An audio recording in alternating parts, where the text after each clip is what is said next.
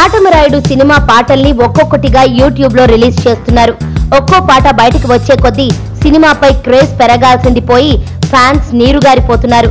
ఇంతవరకు రిలీజ్ చేసిన 4 పాటల్లో ఏది పవర్ స్టార్ స్థాయికి తగ్గట్టుగా లేదు. చిన్న చిత్రాలకి సంగీతం చేసుకునే అనూప్ రూబెన్స్ తనపై పెట్టిన అతిపెద్ద బాధ్యతకి న్యాయం చేయలేకపోయాడు.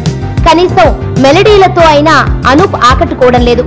రిలీజ్ చేసిన 4 పాటల్లో ఒక్కటి క్యాచీగా లేకపోవడంతో కాటమరాయుడుపై అంచనాలు తగ్గుతున్నాయి. ఖైదీ నెంబర్ 150కి ఇలా ఒక్కో పాట విడుదల చేస్తుంటే ఫ్యాన్స్ లో ఉత్సాహం ఉరకలేసేది. అమ్మడు, లెట్స్ డు, కుమ్ముడు, రత్తాలు రత్తాలు పాటలు లిటరల్ గా ఆ చిత్రాన్ని బ్లాక్ బస్టర్ చేశాయి. అసలే డాన్సులతో ఆకట్టుకునే పవన్ కనీసం పాటల పరంగా అయినా జాగ్రత్తలు తీసుకునేవాడు. కాటమరాయుడు విషయంలో అనూప్ ని ఎంచుకున్నప్పుడే అతని వల్ల అవుతుందా అనే అనుమానాలు వ్యక్తమయ్యాయి.